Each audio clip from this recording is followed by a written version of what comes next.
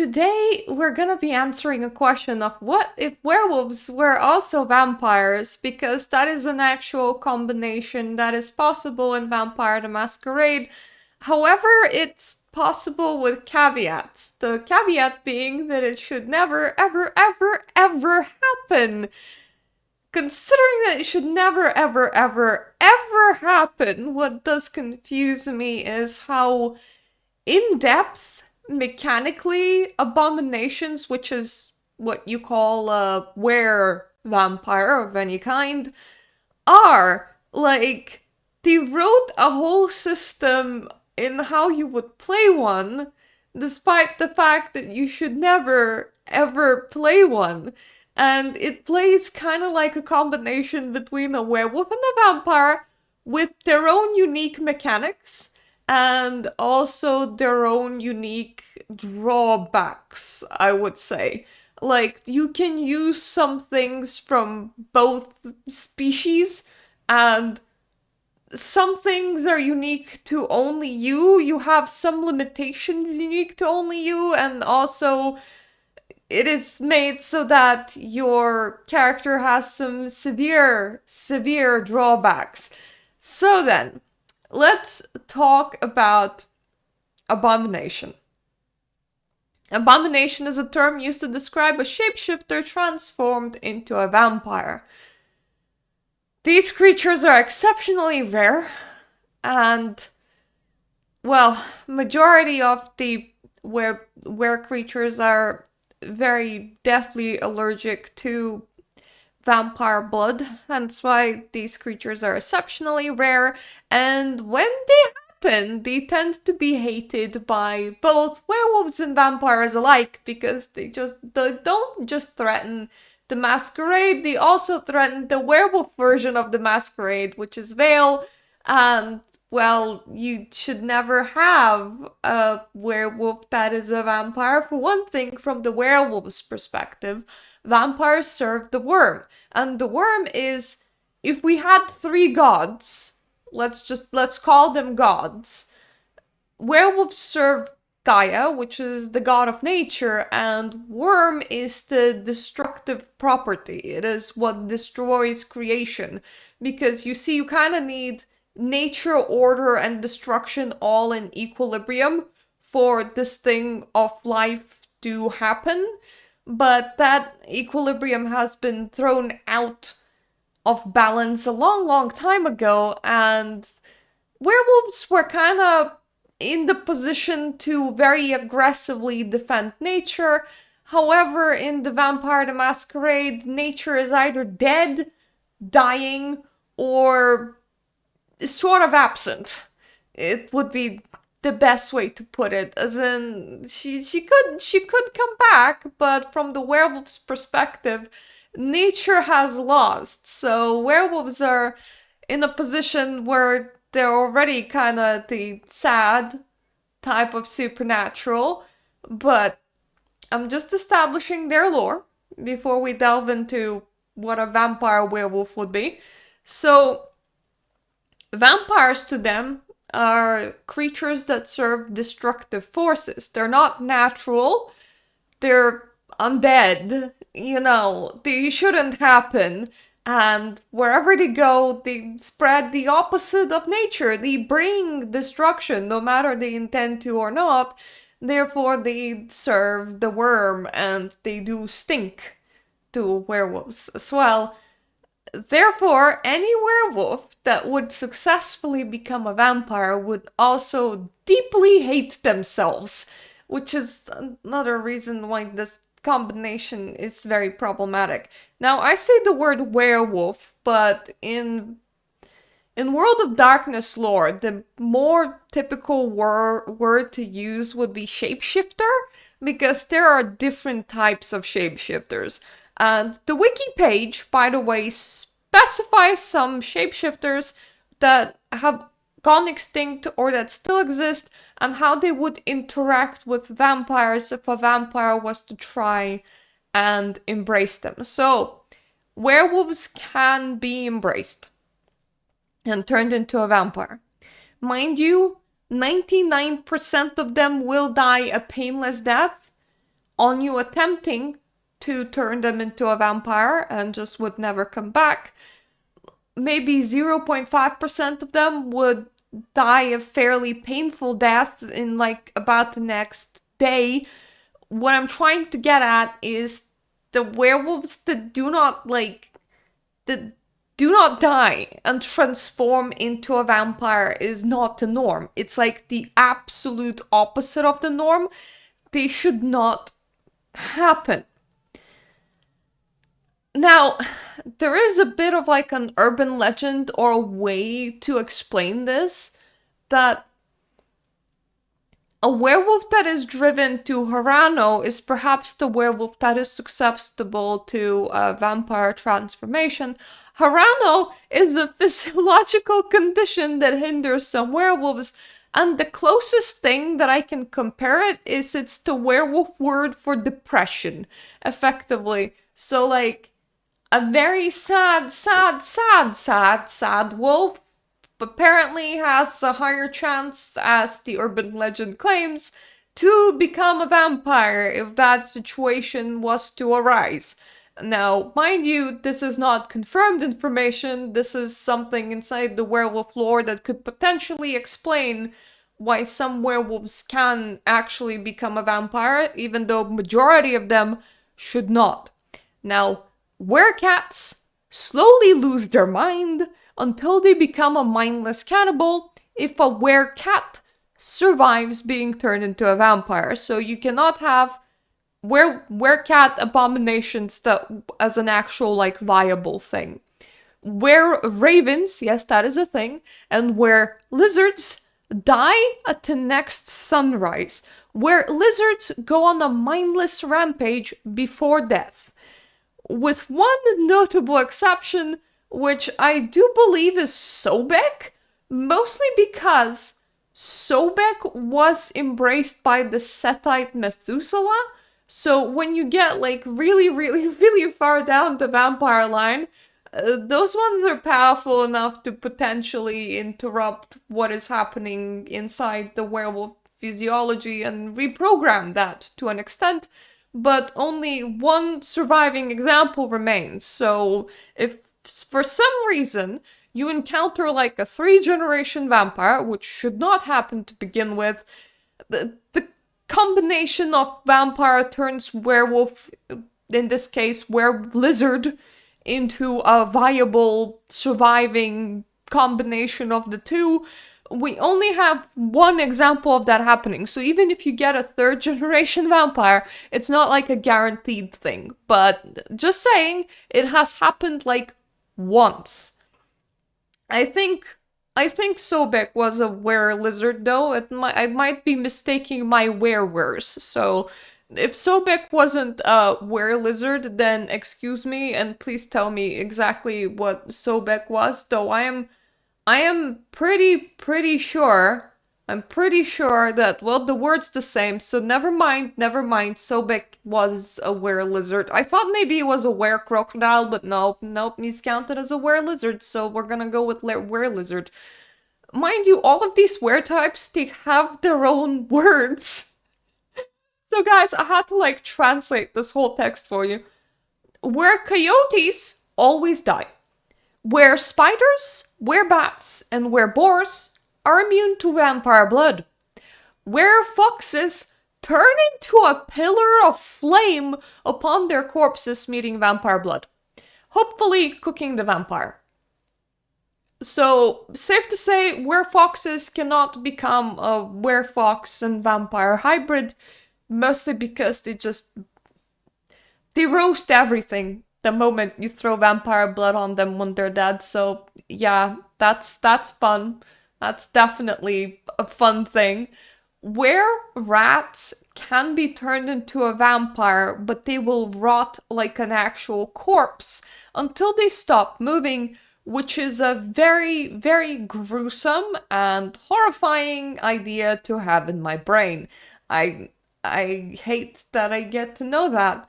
Where sharks are very short-lived as vampires, for they immediately enter a hunger frenzy and spend the rest of their existence in one, with their preferred prey being vampires. Don't try to turn a wereshark into a vampire. Somebody did, so that the rest of us never have to try that ever again. And that is the list of how were species interact with vampirism. Now, because werewolf and vampire combination is very unusual, very potent, very powerful, very unpredictable, and threatens the vampires being hidden from society through the masquerade and werewolves being hidden from society through the veil. They're kind of like a hunt on sight sort of thing. Mind you, bears are also a thing, but the only thing that it lists is that if bears are to become a vampire, they should be killed on sight. But I'm like, that is a very confusing thing to write Wikipedia, because all of them should be killed on sight as far as both populations are concerned. And it's not like where people that got turned into vampires are gonna make their own group, because most of them also absolutely hate themselves and they wouldn't want to hang out with each other, and also they are so impossibly rare. Like, there's barely any of them, because once again, it's a kill on sight sort of thing. Not only does it not work most of the time, but both species want them gone. Like, they don't want them to be a thing. So the ones that are a thing are really, really, really, really rare. Which is, once again, really weird that there's a lot of mechanics written down. So let me read you about all the mechanics, because a lot of mechanics are written down in here. Abominations do not lose the ability to shift between forms, so they retain the whole, ability to go werebeast mode. They are not able to regenerate, because werebeasts normally do regenerate.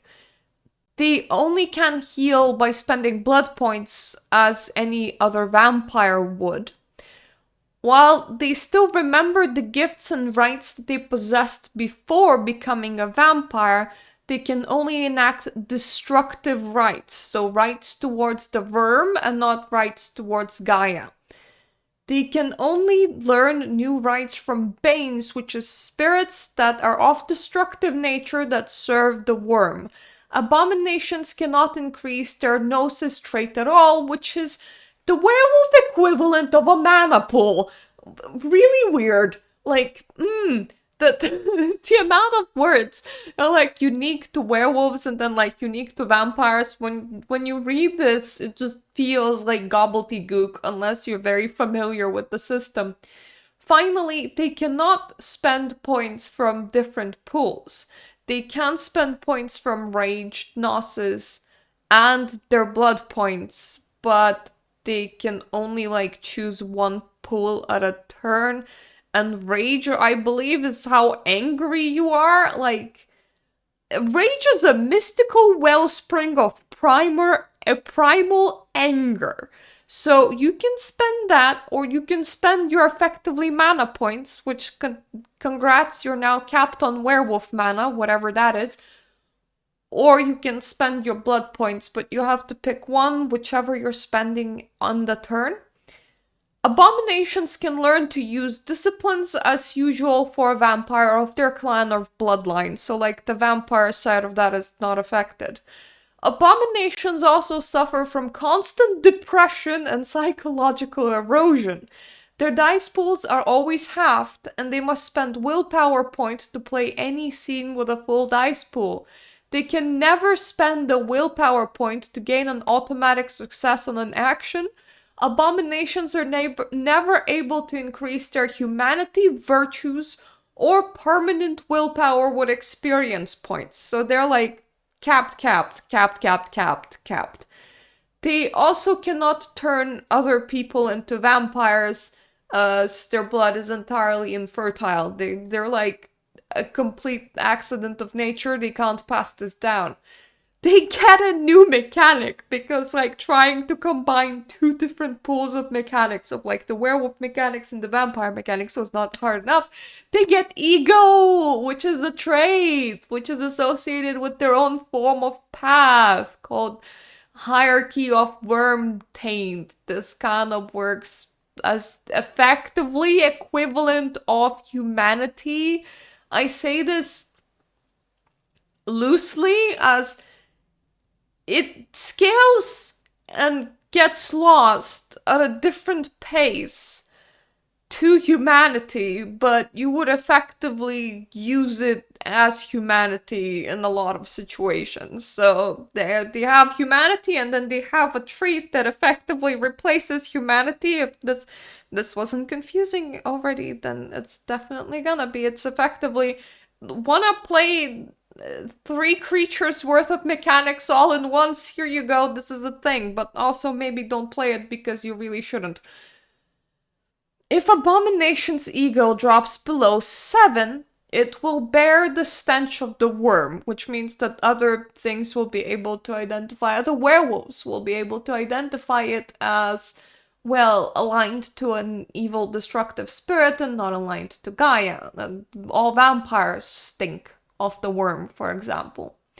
The only spirits it will be able to influence are Bane, so the spirits working under the worm. Its totem will desert it, but Bane totems will welcome alliances with it now. This taint can only be removed if its ego once again is raised to 7 or more. Now, regardless of their ego rating, they're able to enter and exit spirit world as normal, because yes, werewolves can actually do that. At the beginning, Abomination's ego is equivalent to their Gnosis score, which, remember, was the werewolf mana. So if you were a werewolf with high mana, congratulations, your ego is high. Ego represents how well the Abomination can resist the bestial urges within it. They're not natural urges, but destructive-ridden emotions, effectively. An Abomination that falls to 0 ego is lost utterly and is a thing of the destructive spirit alone.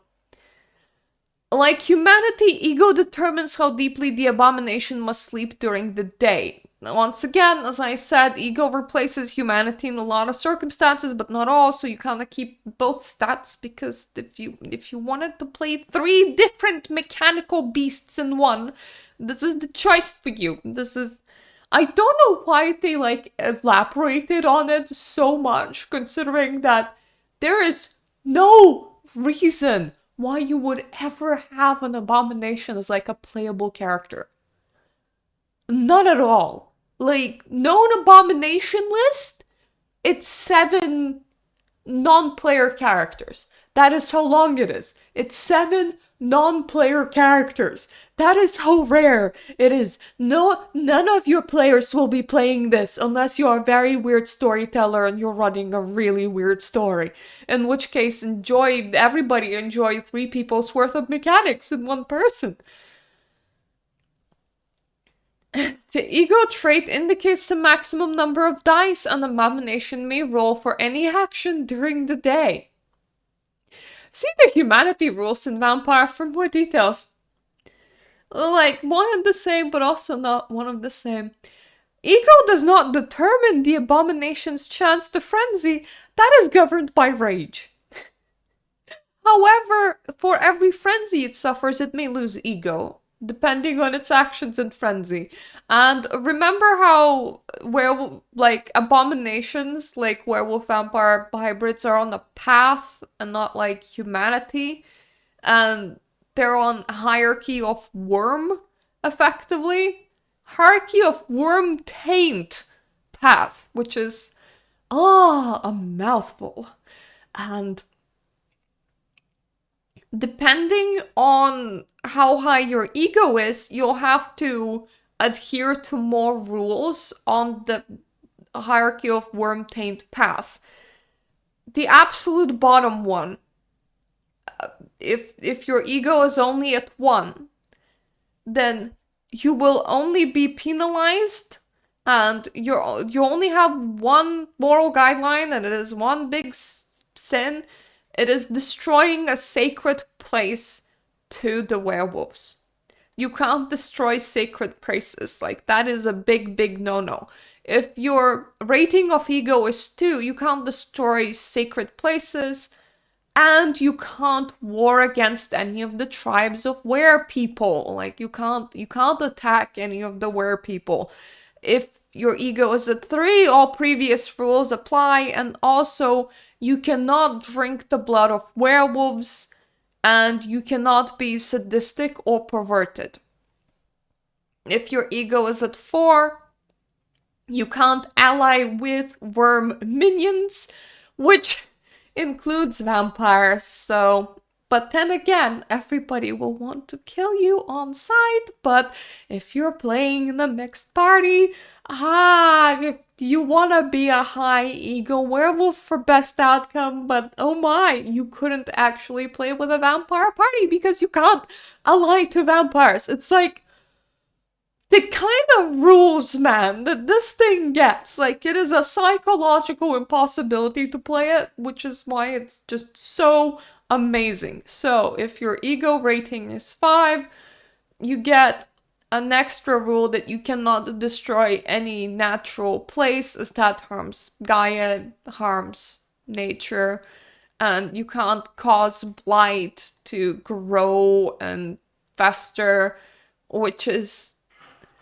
an area of the penumbra damaged by the struggle between order and destruction, effectively. Yes, just the amount of words that the werewolves have that are unique to them, and like the amount of words that vampires have that are like unique to them.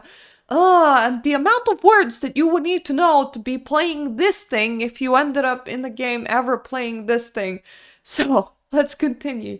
If your ego is 6, all previous rules apply, but also you cannot bind or traffic with spirits to an evil purpose. If your ego is 7, all previous rules apply, but also you cannot unjustly kill another werewolf, use vampire mind control powers, like dominate, which is the ability to, like, order and command others, or presence, which is the look at me ability, against a werewolf, and you cannot betray another werewolf to minions aligned to the destruction spirit, which would include vampires. At ego 8, you cannot refuse to acknowledge loss of a challenge. I don't know what that means, actually. Don't ask me. This is... Werewolves challenge each other all the time. Refuse to acknowledge loss of a challenge, like... Oh, yeah, so if another werewolf beats you, you do have to kind of submit to them and be like, you won, bro. That's fine. You won, bro. You can't teach your rights, gifts, or ways to worm the destructive spirit minions, which include vampires, so you can't pass down your werewolf knowledge. At ego 9, all previous rules apply, but also you can't purposefully break a litany law, and litany law is like code of laws kept by the werewolves. And these ones are like its own list of things, right? So, werewolves shall not mate with werewolves because the offspring are like double werewolf and they're a bit too much. You have to combat the destructive spirit wherever it dwells and whenever it breeds, so now you have to be very hostile towards vampires. You can't just not align with them. You have to respect the territory of another. You have to accept an honorable surrender. You have to submit to those of higher station. You have to respect those of lower station, for all are of the nature. The first share of the kill for greatest in station, so, pack mechanics. Ye shall not eat the flesh of humans. The veil shall not be lifted, which is werewolf's version of the masquerade, aka werewolves shall not be revealed. Do not suffer thy people to tend thy sickness. So if you sick, if you ill, you fuck off, you don't slow everybody else down. The leader may be challenged at any time during peace. The leader may not be challenged during wartime. Ye shall take no action that causes a cairn, which is a sacred spiritual place, to be violated. So, you can't do anything in sacred special places. Now, refusing a rightful challenge is also not allowed if your ego rating 9, so you have to accept challenges from other werewolves to your position in the pack. I don't know what pack, I don't know what hierarchy, considering that you're seen as something that you kill on sight. So I suppose if another werewolf challenges you to death by combat, you have to accept it. Cannibalism is now defined as drinking the blood of humans or wolves. You cannot do that. You also can't eat werewolves either. So your food supply is on one hand chickens, on the other hand vampires. Like this is the range of your acceptable food supply. You can probably eat like sheep and stuff too, but like no eating werepeople, no eating wolves, no eating people. A lot of restrictions about food. And at ego rating 10, you cannot even accidentally break a litany law, which is what we have already established is werewolf rules of conduct, effectively. So yeah, if you want to play an abomination, not only will most storytellers absolutely not allow you, but for some reason, they have so many mechanics written for them, despite being not like a playable thing. I do not understand. I don't know what White Wolf was going for it, and then became Paradox, and now it's White Wolf again. I don't know why they did this, but I am so fascinated that they did that, like that they actually like established so many unique rules for this thing that you're never gonna play. And at the same time, I am very interested in. Has anyone played a cross between a werewolf and a vampire? Ever? Anyone encounter that situation at all? If that is you, like, if this is something that you have done, can you, like, please leave me a comment? Because I don't imagine any storytellers would actually, like, let you do this. Like, this is stupid OP, but also it runs on a lot of rules, and it, according to Game World, it shouldn't really exist, and it shouldn't happen. And the ones that do, like, the ones that are, like, known examples of werewolf vampire hybrids, they tend to live really sad lives, and they either get lost to everyone hates me, I might as well just let loose and do whatever, man. Like, what is the point? What is the point of absolutely anything? To ranging depressives and very suicidal wolves, to ones that like try and still achieve like enlightenment through. There's the vampire system of Golconda.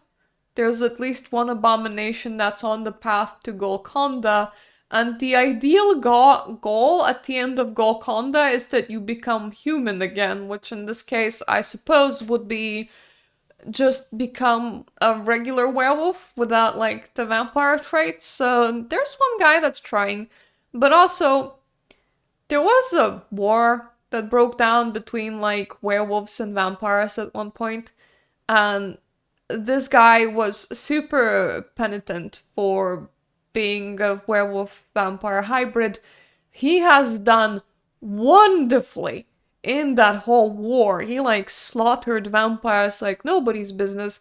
He was still entirely rejected from the werewolf society, and at that point he turned to vampires and he was used and abused as well, and that guy is once again in depression now. So socially these things live very sad existences. Any examples of them in stories, they're sad, but also they're very powerful and very unpredictable and very aggressive as like a creature, even if that like one specific creature can control themselves from a perspective of like a werewolf or a vampire. Well, from a perspective of a werewolf, they shouldn't exist. From the perspective of a vampire, they're fairly unpredictable and very strong. So it's not something that you would want around. And you know, Abomination super rare. I don't. I once again very confused why so many rules for things that are so rare in story that practically don't exist in the game world, but does answer the question of what if werewolves were also vampires? So like somebody went like crazy writing this section, I think. Like somebody thought out this question really in depth, despite the fact that nobody is ever probably gonna play it. But anyway, I am running in circles now. So once again, I ask you if you have ever played a werewolf vampire hybrid or any kind of shapeshifter vampire hybrid. Please tell me in the comment section down below how that went. If you're a storyteller, please tell me if you would ever even consider putting an abomination in your game and in what regard, if you do, like as an NPC, as a boogeyman, as a playable character, as like a mysterious stranger in a bar that you definitely don't want to piss off, what kind of abomination would it be? From personal point of view, this is not something that I will ever play because it's not a very playable concept once again, but I am just so fascinated that so many rules were written for something that like nobody is ever gonna play. That's why it's so interesting and why it feels like it should have been covered. So anyway, when I come back, we still have effectively two types of vampire plus fae hybrids to cover. Direct vampire plus fae hybrids and less direct vampire plus fae hybrids and also gargoyles. So stay tuned for that. Thank you so much for watching this video. Thank you for my Patreon supporters, and I hope that I'm gonna see you in my other videos. Toodaloo for now.